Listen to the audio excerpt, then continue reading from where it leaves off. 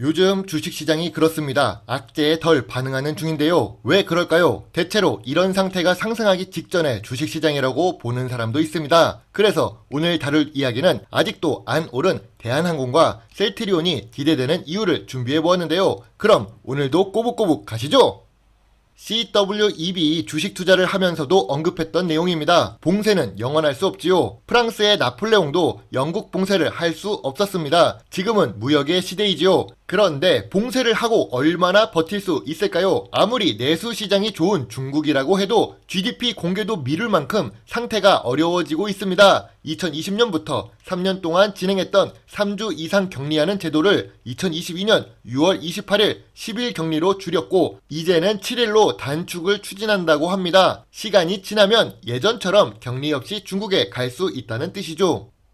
왜 중국 격리에 대해 황금 거북이가 오랫동안 이야기를 하는 걸까요? 한국은 중국에 수출을 많이 하는 무역 국가입니다. 지금도 한국의 여러 기업은 중국에서 생산하는 물건을 판매하는 중이죠. 그러니까 중국이라는 나라의 영향력을 무시하고 살 수 있는 국가가 아니란 점입니다. 20일 같은 날 올라온 뉴스에서도 이런 말이 나왔습니다. 2019년 대비 34% 수준의 운항 편수를 기록하고 있는 항공사입니다. 특히 중국으로 가는 비행 평수가 감소했기 때문에 더 큰 영향을 받았다고 하네요. 항공사들은 직격탄을 맞게 되었습니다. 대한항공이나 아시아나 같은 경우 장거리 노선이라도 다수 보유하고 있지만 중국, 일본, 동남아 위주의 짧은 노선으로 운행하던 저가 항공사는 더 큰 타격을 받았을 것입니다. 아무튼 중국 당대회 이후에 방역 조치가 지속될지 완화될지는 모르겠지만 길게 보면 봉쇄는 언젠간 풀린다는 것을 알 수 있지요.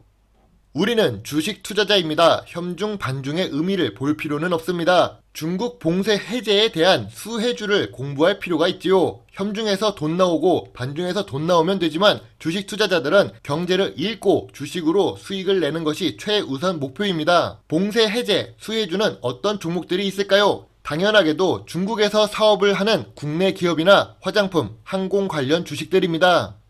그래서 대한민국 1위 대한항공 주식 분석을 하도록 하겠습니다. 배당을 주지 않고 있지만 우리나라는 반도 국가이기도 하고 섬나라로 볼 수 있습니다. 북이 막혀 있어서 해외여행을 가려면 비행기를 꼭 타야 하지요. 매년 뉴스에서 공항 이용자가 증가하는 뉴스도 볼 수 있었습니다. 아무리 경기 침체가 있고 환율이 올라가도 일본 여행편이 만석되는 나라입니다. 참고로 황금 거북이에게는 3만원대에 대한항공을 매수한 친구가 있습니다. 제가 왜 매수했냐고 물어보았는데요. 사람들이 요즘 해외여행을 간다고 말해서 매수했답니다. 그래서 매수한 너는 여행 계획이 있는지를 물었죠. 본인은 아직 코로나가 끝난 것이 아니라서 못 간다고 하는데요. 제가 늘 말씀드렸지만 뉴스를 보고 매수하면 고점에 물릴 가능성이 높다는 거지요.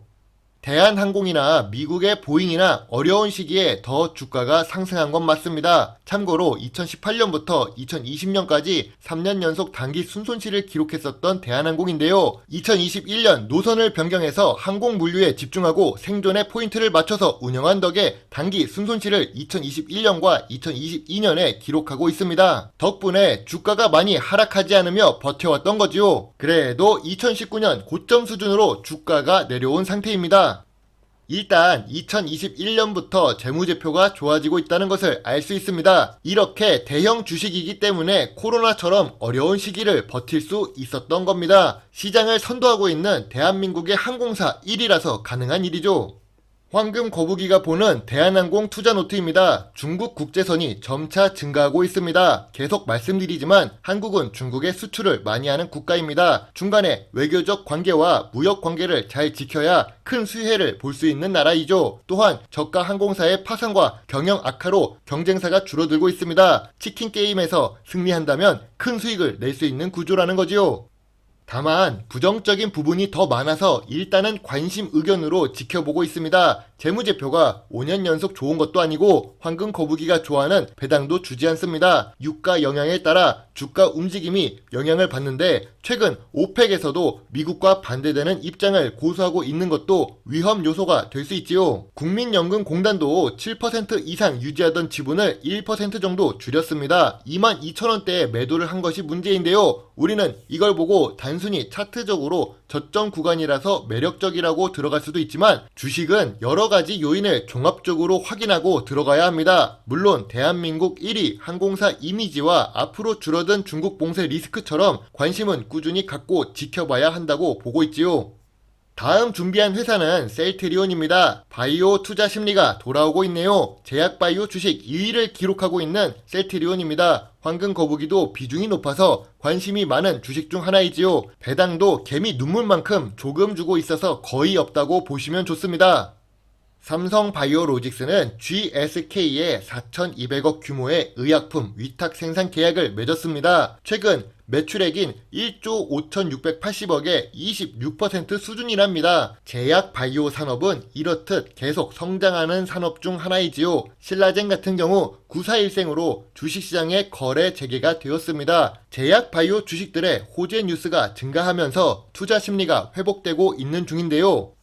황금 거북이가 투자하고 있는 셀트리온 역시 달러의 영향으로 수혜를 받는다는 뉴스도 있습니다. SK 바이오사이언스는 실적에 먹구름이 있지만 여전히 셀트리온은 맑음입니다. 매번 미운 오리 새끼라고 뉴스에서 언론을 조장해 왔지만 셀트리온은 매출과 영업이익이 올해도 증가하는 중입니다. 매출이 매년 증가한다면서 왜 주가는 이렇게 하락할까요? 특히 2020년 말 고점 38만원부터 주가가 내려갔습니다. 그래도 황금거북이는 어셀수라고 생각하는데요. 어차피 셀트리온은 수익이라는 생각은 변하지 않고 있지요.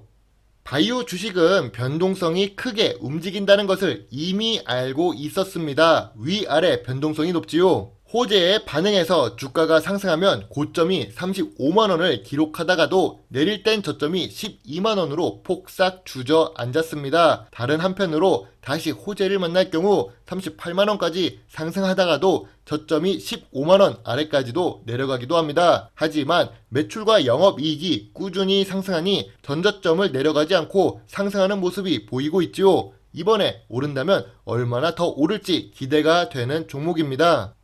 어차피 셀트리온은 수익입니다. 주식을 아직 모른다. 더 지켜봐야 한다. 영국이 위험하다. 중국 부동산이 위험하다. 하시는 분들도 있습니다. 저는 그분들의 관점도 이해하고 있지요. 하지만 황금거북이는 늘 말씀드리는 내용이 있는데요. 좋은 주식은 단기적으로 배신할지라도 장기적으로 좋은 수익을 줄 수 있다는 것을 알고 있습니다. 그리고 투자의 책임은 매수, 매도 단추를 누른 본인에게 있다는 것도 잊지 말아주세요. 제가 지금 중국에 있어서 영상 업로드가 조금 늦습니다. 이 부분 이해해 주시기 바랍니다. 좋은 하루 보내세요. 배당주 주식 유튜버 황금거북입니다. 감사합니다.